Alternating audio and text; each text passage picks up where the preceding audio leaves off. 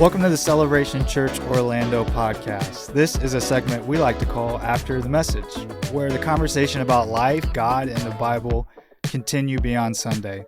We hope today's episode will encourage, enlighten, and inspire you. Keeping the good times rolling here on After the Message. Great intro. Our relaunch at Celebration Church Orlando. So thankful that you are watching and or listening. And thankful to have both senior pastors in the house today. Let's go. Joined by Pastor Megan Pittman as well. Pastor Megan, how are you? I'm good. Good. A little nervous, but good. All right. I'm going to be talking about him, so it's like, oh yeah. Oh, you know. okay. Awkward. If you what we're wanted an talking about. insight into your pastor's Get ready. life, get ready. You know, coming off the heels of last week's episode, I'm getting the sense that might have been one of your favorites, Pastor Keith. Is that accurate? I would say yes. I mean, I try to treat this like children. I don't have a favorite, Of course. but there's certain ones you have a deeper connection with. So yeah, last week's episode was really powerful, but we're building on something. Yeah. Yeah. And I think today, you know, you have your favorite sitting Yes, next to you. right next to me. Yes. So it doesn't get any better than this. I'm tapped out. This is like my retirement. You know how Kobe did his last year. This is my retirement tour. This is it. I didn't know about that. Hey, so hard transition. We're talking about conflict today. Yes, we are. And Favorite subject. There's no shortage of that in our world, right? Mhm. And so I think that it is fitting that we discuss it in the church as well. And as many of you may know, or we are in a series in Acts, and Pastor Vinny spoke a message recently within our series just dealing with discomfort, and that kind of triggered the idea like, well, what if we talk about the discomfort of conflict here? And so yeah, just wanted to speak on that a little bit, and hopefully the three of us can come to a resolution towards the end here on how we deal with it. But Pastor Megan, I kind of want to start with you, because the Bible, or we as a society, or we as people, we can awfully look negatively at conflict, right? Yeah. It has a negative connotation, but can there be good conflict? Can conflict be a positive, I guess, would be my question. Absolutely. Conflict, you either have healthy conflict or you have unhealthy conflict. Yeah. The healthy version will produce fruit such as, growth, maturity, and all those things. I think that even biblically, when we look at the scriptures and stuff, there was no absence of conflict. Conflict was there, but it's how do you handle it? And you could see repercussions from that, from even Cain and Abel, like when you don't handle conflict well, or, an unresolved issue that you have inside, then maybe you express it differently and the outcome is in the negative. But if you handle it in a proper way, there's understanding, there's clarity, there's growth, it strengthens your relationships. And so I do feel like conflict can be healthy. It's all in the way that you do it. And so it's about, Keith and I, when we counsel clients or people from the church, a lot of times we talk about time, tone, and topic, and it's all in the way that you say it. What is your tone? Are you yelling? Are you saying things in a sarcastic way? Is this the right time? So if I came from work and I had a hard day, and now I start some beef with my husband when he comes home, that wasn't the right time to do that. That is an unhealthy conflict that can result in an argument, a fight, and ultimately you guys separating or not talking for a couple of hours or days. Right. Yeah. Where does conflict, it seems more natural to us than it should be, right? Like conflict seems to stem from something within us. What is that? I heard someone say recently that they can be delightful to people all day long, but it's like the people that they're closest with, as soon as they get home, it seems antithetical to who they were the rest of the day. So what is that, man? Man, there's so many layers to that. I think at its core is that we all are on our own unique journey. We all have our own experiences, our own perspectives. And so the way that I'm wired, the way that you're wired, the way that we interact with people, we kind of have a social contract on what's acceptable behavior in the way that we function and try to advance whatever is the initiative, whether it's the friendship, it's the organization, we have like a mutual understanding. And so I think the issue is that when there is conflict, we don't look at it as an opportunity to grow, to sharpen. It just becomes like this thing that either we avoid or we just burn everything down because we just can't find any resolve of it. But I think at its core, conflict is often birthed through differences.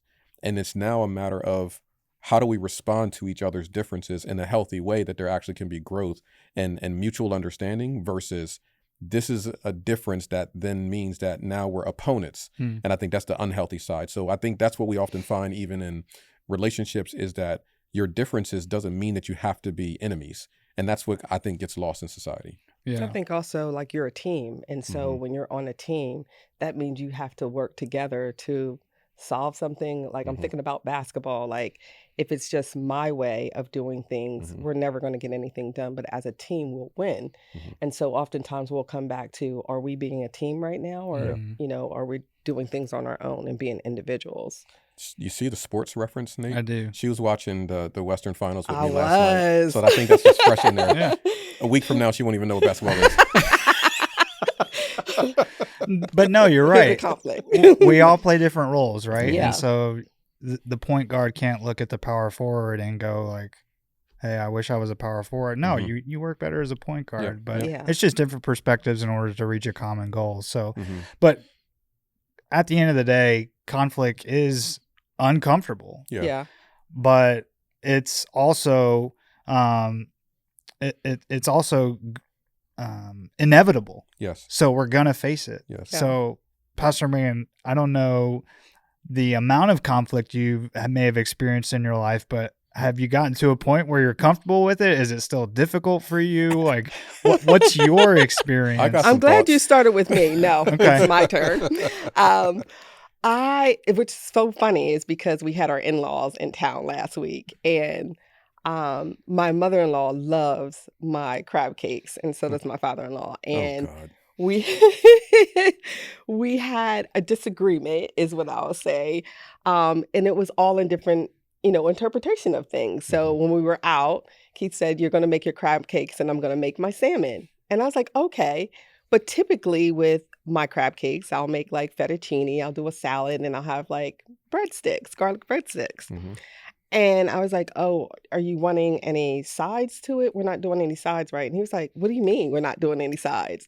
And so this became a back and forth about, I shouldn't have to say that. You always make it with that. And I'm like, but you said crab cakes and salmon. Yeah. And so I think conflict is all about our interpretation of things and ultimately how we understand something.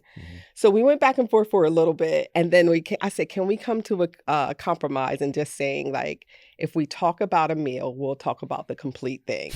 Hey, are we going to have sides with this? Are we going to do this? So it can prevent him saying, well, you never make crab cakes without sides. And I'm saying, but you only said that you were making salmon and that I was making crab cakes. And so we solved it. From this day forward. This is compromise. Because for me, I still hold on to the ever-changing like I believe I was correct. But for the sake of my marriage and to move on from that situation, we had to come to a compromise. Yes, going forward, I will make sure that I narrate every ingredient that will go forth in all of our meals. Yeah. Sounds like you guys have healed from this. Yeah, so he seems bitter. I'm okay. If we have the wide shot, and I hope we can take that now. Here's something that Megan and I promise I will get off of this. But whenever we meet with a couple, you can always tell about the health of a couple based on how they sit on a couch. And so right now, if I was looking at this, I'm like, okay, what's in between you guys right now? That's therapy talk. But okay, we're good though. We're good, right? We're good. We're good. Okay. It's just the microphone is over here. Very good. I love it. This is real life right here on After the Message. Yes. What does the Bible have to say about how we should handle conflict? Yes. The thing that I love about scriptures is that, they try to ensure that we're not caught off guard. We have some examples of how not to handle conflict, and then we have a litany of examples on how to resolve it. So, of course, we can come to the words of Jesus, where he's talking. It's like, hey, if you have an ought with your brother, here's what you need to do. And resolving it was so important that the words of Christ said, if you have an offering, a gift, leave it at the altar and go be resolved to your brother. Like, so this idea of finding unity, not uniformity, but unity was so important that Jesus was like, I'd rather you stop doing that and work this out with your brother.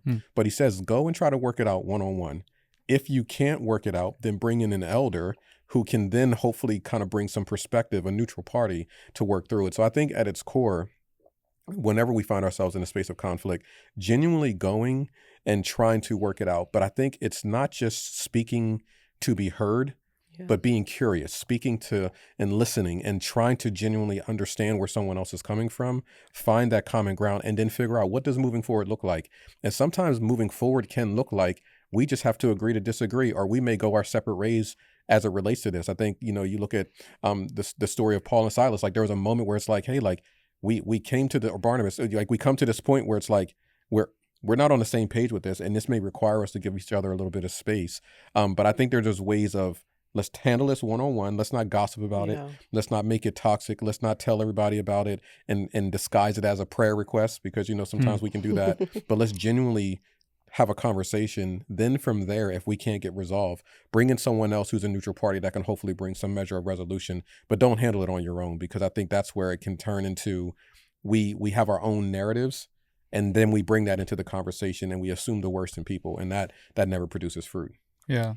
I think it's also interesting because there's so many different communication styles, right? You have assertive communication, which considers both perspectives, right? Your needs, your wants, and your feelings, but you can also respect the needs of others. But then you have aggressive communication, which deals with it's all about my needs, my feelings, and my wants, and I'm going to dismiss yours. And then you have passive, which is you're going to neglect your needs for the sake of others, and that leads you to be trampled on or taken advantage of, but you don't communicate that, so you end up suffering in turmoil. Inner turmoil is what you experience on the inside. And so I think when you can get to a place of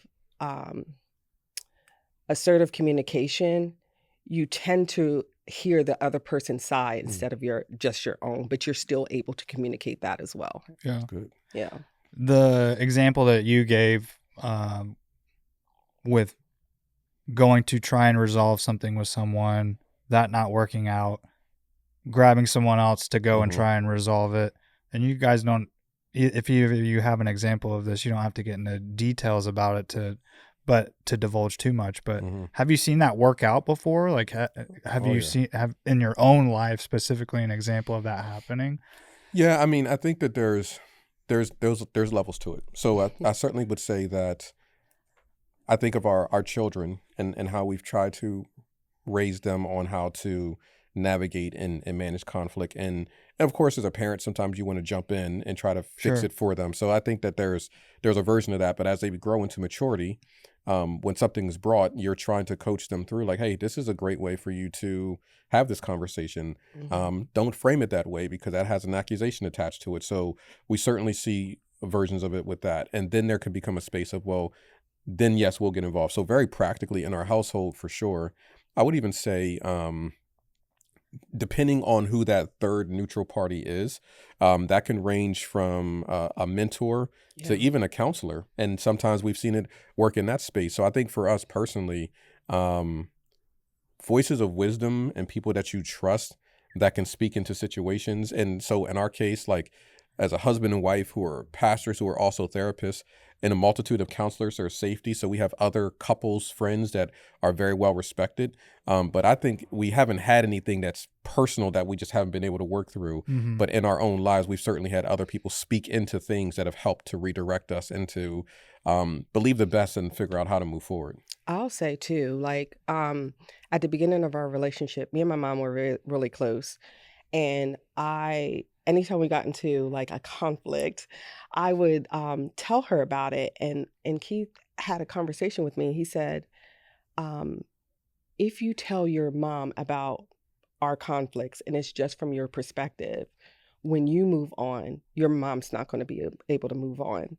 And that always stuck in my head, because I think about people now who have shared their what's going on in their marriage and stuff like that, and the way that they speak about their spouses, when they have resolved their issue and they're back with that person, the support system does not support it. Yeah. And so I think that you can still share about what your conflict is going on in your relationship, but how do you talk about your spouse? Is it you're coming to the conversation and saying, "Hey, we're having problems with communication. We're trying to figure out how to work that out. Oh man, we're trying to figure out this parenting with our kids and we're just not on the same page. We need to get on the same." That's neutral versus he does this, he doesn't do that, she doesn't do this. And we found that that has worked out for us and has helped save us in a lot of things where our support system can still support us. Yeah. When we're talking about and going back to the part about who do we go to, you have to go to people who have a neutral mindset. Yes. They are for you and they are for your spouse. So they're not going to take sides. They're just going to say, well, how do you guys resolve this? I think that these are some ways that you guys can figure this out or have the conversations instead of a neutral party that is for you and only for you. Yeah. I think that's not the person that you go to. Yeah. 1,000%. Trying to be as objective as possible, Yeah. right? Yeah. In a very seemingly subjective battle. Yeah. Yeah, it's not easy, man. Well, that too, and also just sharing what I started to think about was sharing the resolve with the person that you shared the grievance. Like going back to your mom and saying, "Okay, thanks so much for your help. Here's where we ended up," as opposed to just leaving it open and then then now this person has a grudge against the other party because they never actually heard about how it got resolved. Yeah. 1,000%. I think that's a key point in making sure that we close the loop, because certainly there's opportunities for you to pick up someone else's offense. Yeah. So there's a big difference between carrying one another's burdens and picking up someone else's offense. Burdens are, we're in this together. I'm praying for you. We're in this. I want to see relief. I want to see healing. But when I pick up your offense, that means that even when you're no longer offended, I got it. I'll be offended for you. And now you become the biggest obstacle to our progress because I'm trying to move forward and you're trying to convince me that I shouldn't. So yes, I think closing the loop on that is critically important for healing.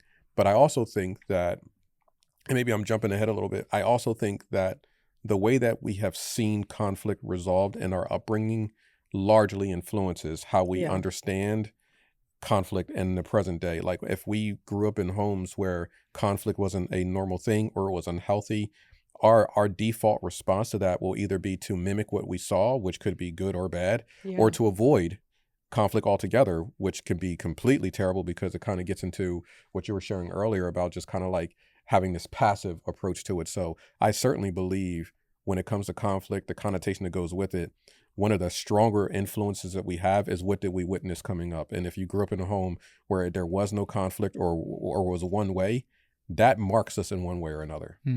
Yeah. I'm sure there's a lot of people out there who experience the feedback loop, right? Where you feel like I say this, the other party says this, and then we just keep going around the same mountain over and over again. In your experience, how do you get unstuck from something like that? And maybe it ebbs and flows with the seasons of life, but I think that's a real thing for a lot of people because yes, we do change and evolve as people, but for the most part, we are who we are, and we say what we say, how we say it, because that's just who we are. So yeah, any advice from either of you on how can we break the cycle of having the same conversation without getting any resolve? I'll go first, and then I'm curious to see what you say. For me, it comes back to vision. So Scripture says, without a vision, people cast off restraints or they perish.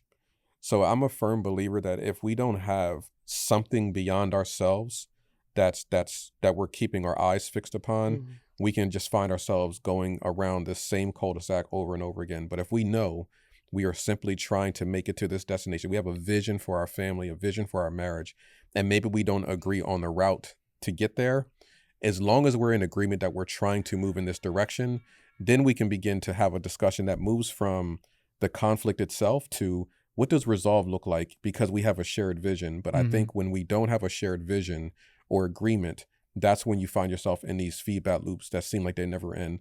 One of the passages I love to quote is Amos 3:3. And it says, how can two walk together if they're first not agreed or agreement?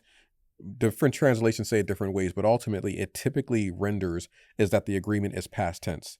So how can we make it to a destination if we haven't agreed on what that destination is? So when I look at conflict, whether it's personal or anything beyond that, church, whatever, it's like, can we find agreement on something? Can we find something that we all are in agreement on? And now we can discuss the best way to get there. But if Yeah. we can't even agree on what we're trying to do or what we're trying to accomplish, that you're kind of stuck in this nebulous cycle. And I think that's the first thing to address is what can we agree on? Let's find that and let's work towards it.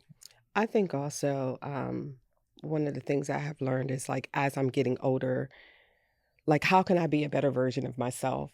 And if I'm a better version of myself, then I'm going to be a better version to the people that are around me.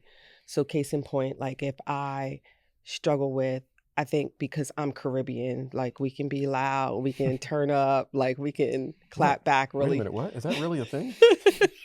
We can clap back really fast. And as time went along, I saw how unhealthy that was. And I had this pivotal moment, even with my kids, when they're like, I can't hear you when you're yelling. I can't hear you when you're upset. Mhm. And I was like, but I want respect. And I was like, if I want respect, I have to do my part. Like I'm Mhm. responsible for me.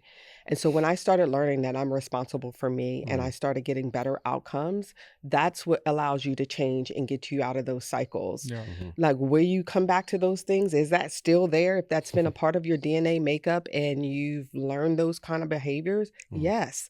But I'm still responsible for myself. If I mess up, then that's my part on apologizing. Mhm. That's my part on forgiving as well, because a lot of times you feel validated in your own feelings. Mhm. And it's just helped me out a lot when I can say, man, I'm going after God's heart. How do I change who I am so I can be a better version? Because I can't do this in my own strength. I can't be humble in a fight or a conflict Right. Yeah. if I'm not drawing closer to God. And I Right. think Sure. that has helped me out and changed me so much from where I used to be. When we first started out, we didn't have marital counseling. Yeah. Mhm. So we learned everything the wrong way. We did all the things wrong. We Yes. fought unfair, Yes. and so now like even a simple thing as that could have turned ugly and we were able to resolve it in a few minutes and laugh about it. We should do a book called What Not to Do. And each chapter could talk about the things that we did and how it's literally a miracle that we survived. It's Talk a about miracle. supernatural. It literally is a miracle. Let's talk about it right now, man. Seriously, like let's help some folks out. Like what are some of those examples? Like how can you help people maybe fast track a little bit more or avoid some of the pitfalls maybe you guys Yeah. had? And again, we don't have to get into like dirty laundry, but Sure. what are some of the principles that one day how long you guys been together? 31. We're about to send, we're 31 years in October, but our anniversary is June 3rd. Okay. And that will be 26 6 years. years of marriage. So Yeah. 26 years of marriage. Yeah. So I would say that you have a little bit of ground to stand on and to be able to talk about this. So Yeah. I guess for each of you, what have you learned? I come back to, speaking of like parental influence, my mom gave me the insight that you have to pick and choose your battles. I feel like what often happens, depending on your culture, depending on your upbringing, depending on how you may have had to fight to have a voice, whether it be in your family, amongst your friend group, that sometimes we bring that energy into our marriage. And sometimes, again, you can have the passive approach where you shrink back and then you just let it build up until you can't take it anymore. And then by the time you're willing to address the issues, you're so far dissociated from it that it almost seems irreparable, which isn't true, but it takes a lot of work. Or you can just be super reactive and everything is a thing. Man, you put the soda cans in the wrong way, I'm upset. And there's typically some kind of backstory attached to it. So I think for me is, and this is something that we've worked through the years, it's like, I'm like, just can we give each other the benefit of the doubt? Can we just come to a space where we recognize that I am not going to do anything to intentionally try to harm you? And can you do the same for me? And I can only speak for myself. That matrix alone changes the way that you respond to things when we both understand that maybe we're having a misunderstanding, but I'm not trying to hurt you. because I think sometimes our defense mechanism kicks in when we Mhm. think that someone is intentionally being disrespectful, someone's intentionally trying to harm you. Now our fight or flight kicks in, and I don't run as well as I used to, so let's fight. Mm-hmm. But when we can give each other that benefit of the doubt, it changes the landscape of the discussion and at least shifts the atmosphere, in my opinion. So for me, that's a big one for me. Is like, let's just give benefit of the doubt. Like for us, we've been together for 31 years. Like you know everything about me. I'm not trying to hurt you. So just let's lead with that. And I know the same thing about her. So I think that would probably be the first principle for me, is like, can we come to a space of benefit of the doubt and believe in the best for one another? I'll say too, you have to know what your limits are in a conflict. Ah. So, for me, before I used to fight fire with fire, right? Mhm. Because I'm not going to back down. That was my mindset. I had to learn that in those moments when I don't do that and I feel like I'm being pushed and I continue to engage, I either lash out or I say things that I don't mean. Mm. And so I never wanted to do that again because I saw the repercussions of that over the Right. years where that's repeated. That person can't forget that. Mhm. Not that a person, my husband couldn't forget that. And so I learned that if I get to a space where I feel like I'm not in control of my emotions, Mhm. then I'm going to say, hey, can we talk about this later? I Yeah. can't talk about this right now. Mhm. And that has worked for us. We'll come Mhm. back and talk about it and we're able to move forward because now I have a level head. But Mhm. if I'm in that moment and I'm being pushed and I feel like I'm going to do that, my defense mechanism comes in and I'm hurting the person that I love. Yeah. I think that kind of speaks to like such profound self-awareness. One of the things that I say to my kids, and even sometimes with Megan and I'm like, okay, like you were saying earlier about how it can seem as if certain people in our lives get the best version of ourselves, and by the time we get home, they get kind of like the remnants, the scratch, or like the the exhausted version of us. And I get that we're human beings, we're finite. Mhm. We get home, we finally can take a deep breath, and so yes, those who are closest to us can sometimes have to deal with the ripples of that. But one of the things I always come back to is that self-control is a fruit of the spirit. Yeah. Like it's a part of the package, and we have to choose to do it. And so for me, while I understand the exhaustion, I understand the things that we all carry, but I often say this, and this is like so tongue in cheek, but I'm like, but if you got pulled over by a cop, you wouldn't be acting like this. You would choose to have self-control, or you would go to jail. Mm-hmm. I don't want Mhm. anything less than what you would give to someone else. And so we try to live by that standard of, don't treat someone else better than you would treat me. Not to make it a competition, but Sure. we genuinely want to make sure, like, if I can give self-control with you, Pastor Nate, I can give self-control when I'm at work, then why would I not Bishop. choose? Yes. Yes, Bishop, that's right. I'm sorry. Yes, for Bishop Nate. If I can do self-control with all these other people that are important to me, Yeah. then I also need to exhibit that with those who are also in my household as well. Yeah, and you talked about the longevity of this and like playing the long game. Mm-hmm. Unfortunately, people don't even let it get to that point. Yeah. Yeah. What have you guys learned about perseverance? What have you guys learned about the ability to push through and to not throw in the towel when that could seemingly be the easy road, right? Yeah. I know you guys talk a lot about, hey, it's amazing what you can accomplish if you don't quit, right? Yeah. Yeah. And I'm sure, yes, you're Christian people, you're even pastors, but you're human just like all of us too. So can you guys speak a little bit to the longevity and the perseverance of what it takes to actually have and pursue a Christ-like relationship? And this can be superimposed on Sure. business or Absolutely. friendships. Mhm. It's not just about marriage, right? Mm-hmm. Yeah. I think that Keith and I were friends first, Yes. and we have our kids, and we didn't have the initial setup with our biological parents where they were together. We got saved on the same day, Mm-hmm. and God had spoken to Keith about, this is going to be your wife, steward that. Mm-hmm. And there were so many different confirmations over time about what God wanted to do with us together. Mm-hmm. So for me, our anchor was on Jesus. Like, we didn't want to disappoint him. We didn't want to go into a divorce. We wanted to have our marriage be an example to others, especially coming from an African American community. We're like, hey, like we don't see this healthily modeled anywhere. Like, and so we wanted to press past the stigmatisms that we saw. I mean, because we've been together for so long back then. Yeah. Sure. And so with conflicts, I have learned that I have resolved not only with Keith and friends and family, when I can push through that and have healthy conversations, it comes with restored relationships. It comes with reconciliation. There's unity, there's agreement. And when you learn how to do that, the more you learn how to do it, the more you do it. Because you know the fruit that's coming from that. And I think that I just didn't want to give up on that, especially when it came to friends or my family or anything. There was something, a drive that was bigger than I that said, don't give up on people. And I think it was the word of God that really anchored me. And once I got saved, I was like, I really want to live my life for Christ. How do I do that?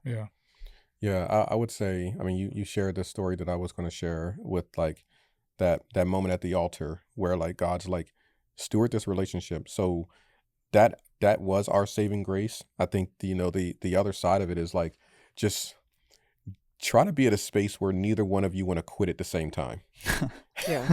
Because that's basically what ends up happening. Like there's moments, and this is just being real, there are moments where one person is like, I don't know if I could do this anymore, but the other one is kind of like still in it. Like, okay, then it's the opposite. I don't know if I could do this anymore, but the other one's still in it. It becomes very critical when both are like, I don't know if we can do this anymore. Now, again, we've seen crazy resurrecting redemptive stories even in those moments. But for us, I think it's just been neither one of us who like wanted to quit at the same time. It's not really in my temperament to quit. So for me, I'm always trying to figure out what is the root issue that we're trying to escape. Because a lot of conflict, it's connected to something. There's a root thing. What are we there? And so when we get to a space where we feel like separation is relief, it's like, okay, like let's deal with that, because no matter where you go, there you are. And you could be bringing that same thing with you into the next relationship and into the next relationship because you're trying to escape something. There's something that's uncomfortable there. So you might as well deal with it. And then just a very practical black and white version of me. And I say this with people in church. I say this to people in our counseling. I'm like, okay, so listen, you're thinking about dissolving this relationship. Let me tell you the path that's ahead of you. It's going to cost you a lot of money. It's going to cost you a lot of energy. It's going to cost you a lot of effort. And then you're going to have to rebuild your life as an individual. And then you're going to have to begin to date someone else. And then you're going to have to figure out what that relationship looks like. And then you'll have to build a future. And some people have done that. God bless them. What I'm saying is all the energy and effort that it takes to separate, imagine what would happen if you invested that into the relationship. Let's just give it a shot for a year. Take what the concept of that is and let's pour it into this. And if you genuinely give that a good shot, you'll probably find that there's redemption available. Yeah, that's great perspective, because quick fixes can often seem like the right answer.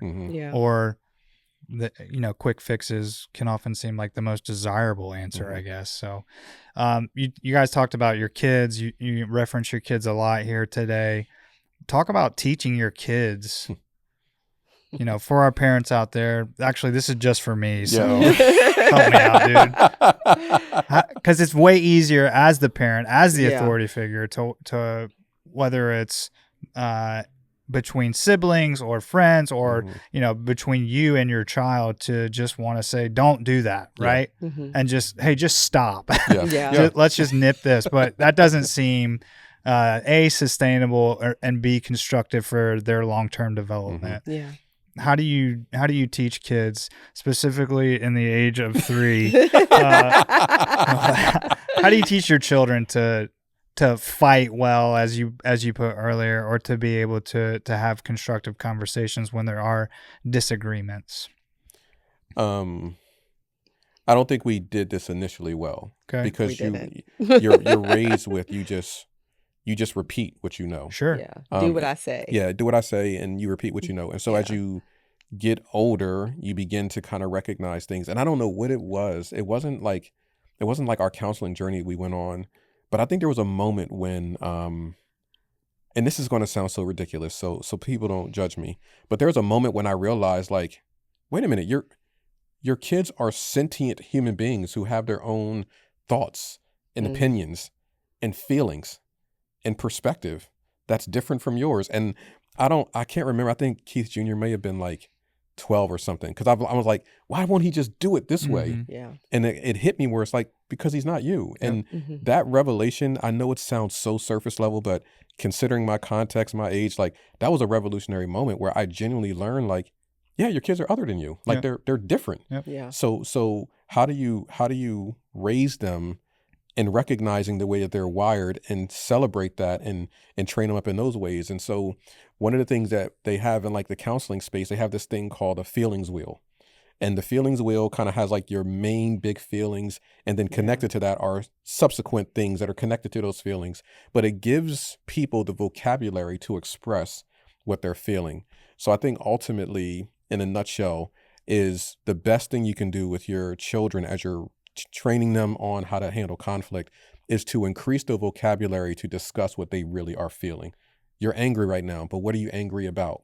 Oh, you're feeling angry because you feel overlooked. Why does that overlook? And like it helps you to drill down for them to learn how to express themselves. It helps them to learn how to self-regulate, but it also allows them to be able to communicate what they're feeling in moments of conflict. So that way it's not like, I just feel mad. Like, what do I do with that? But I feel mad because I feel overlooked, and this is why I feel overlooked. Now we have something we can work with instead of just trying to react to each other's feelings and dismiss someone's feelings.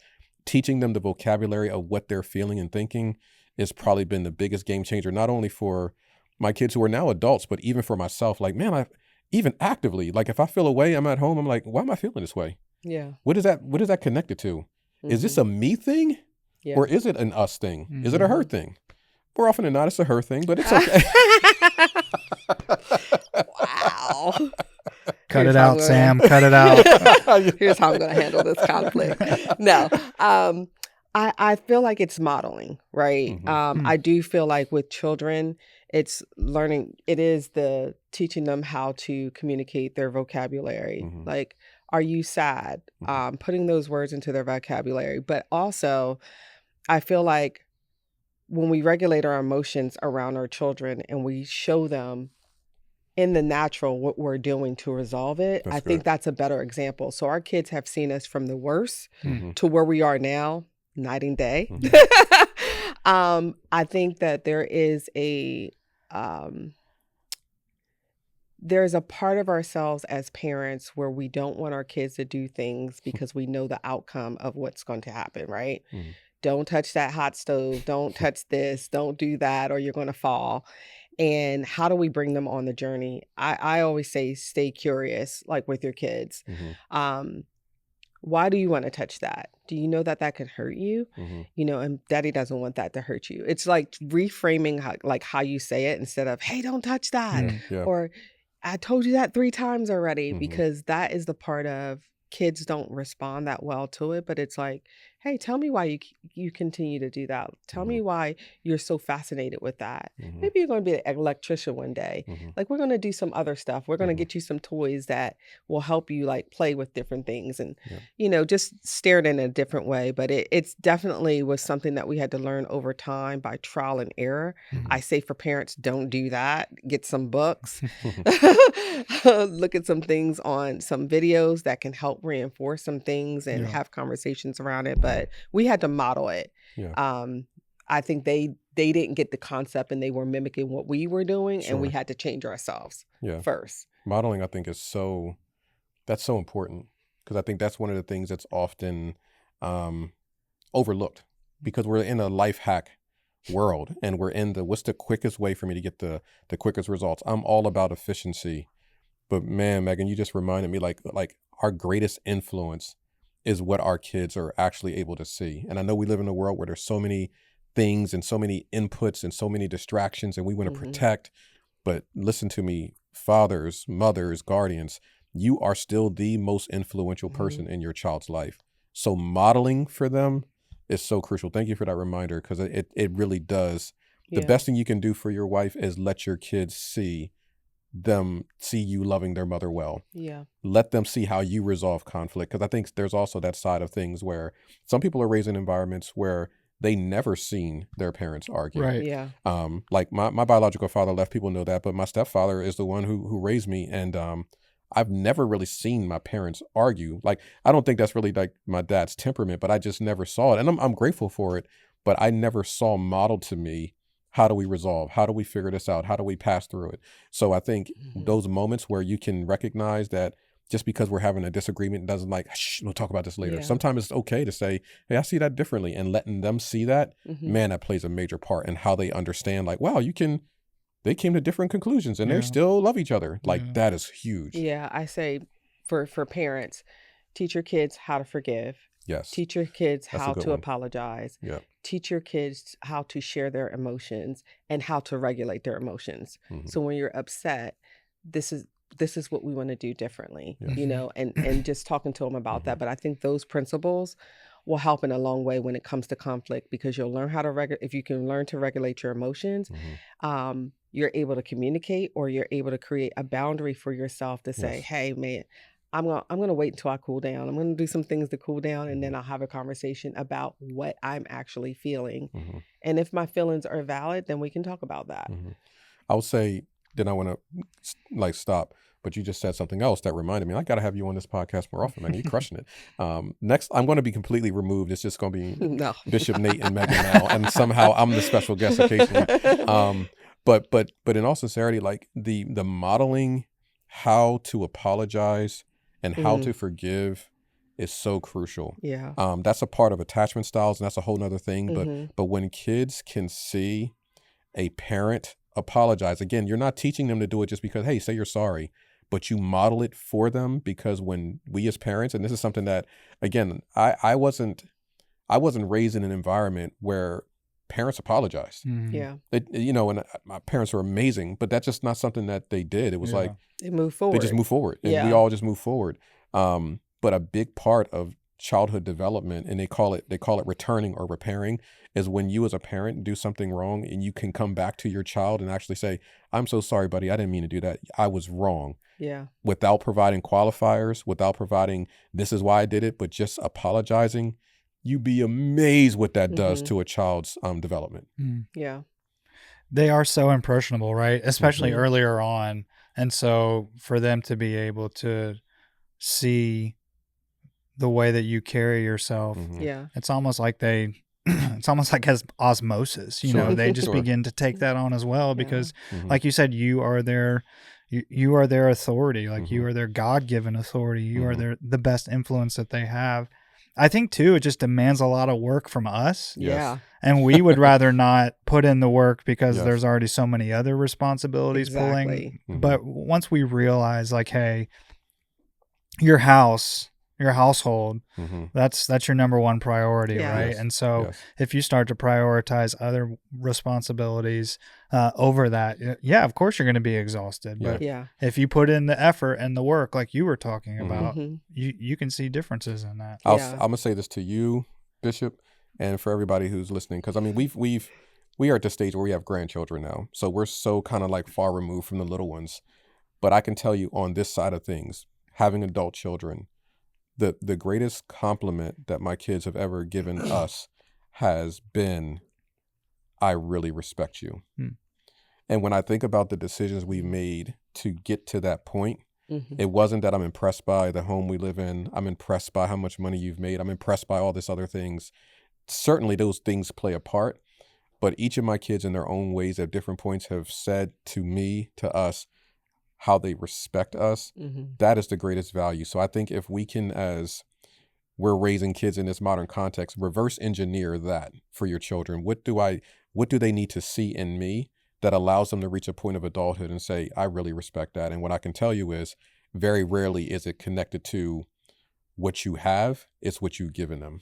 Yes. And I'd say it's not too late for any parent to change, right? It's That's not good to too know. late because it wasn't too late for us. Now I'm seeing my kids, like when they have like a problem or a conflict, they'll come and be like, hey, Mom, can I talk to you about this? And I'm just like, okay. And I'm like, okay, I can see your perspective. I was like, that wasn't me For sure. years ago.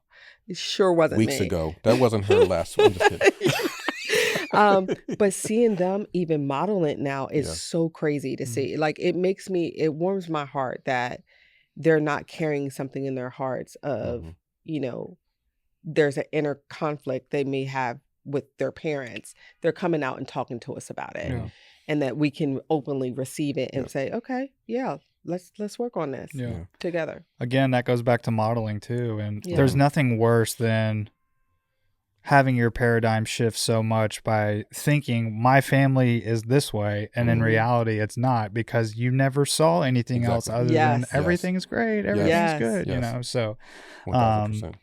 My wife's calling me. Hold on one second. Hello? I love it. Yes. No, I'm recording a podcast. That's okay. No worries. You're going to be on after the message. Yes.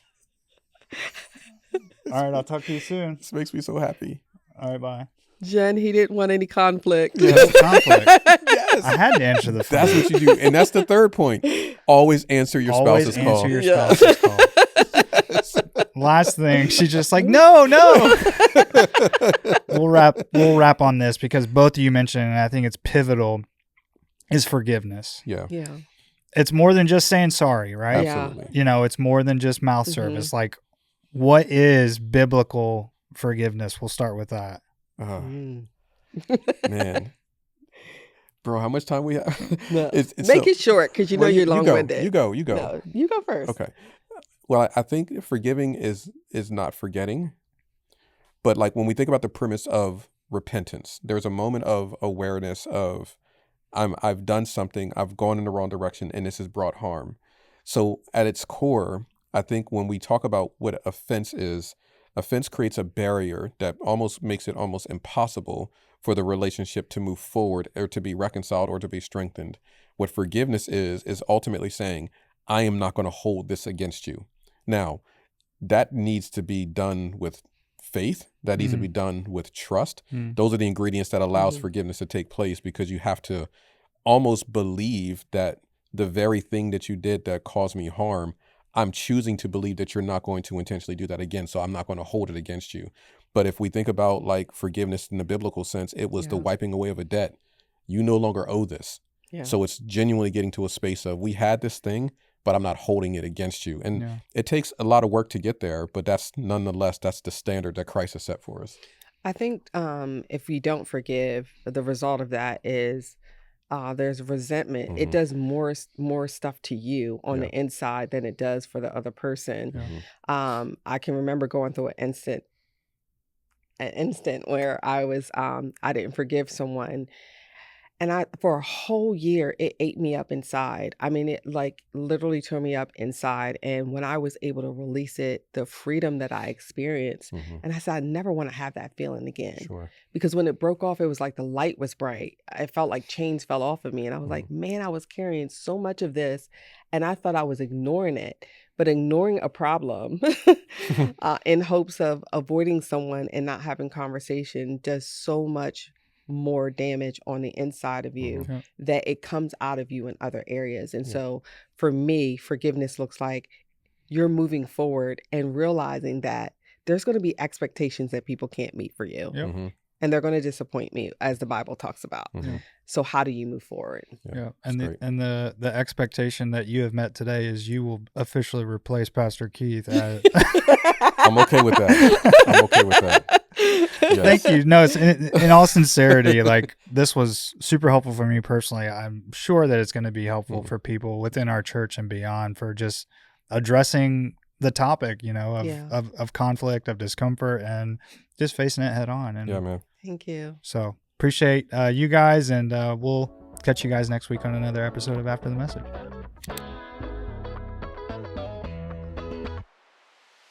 Thanks for listening to After the Message. If you want to learn more about Celebration Church Orlando, visit our website, celebrationorl.org, or follow us on social media @celebrationorl.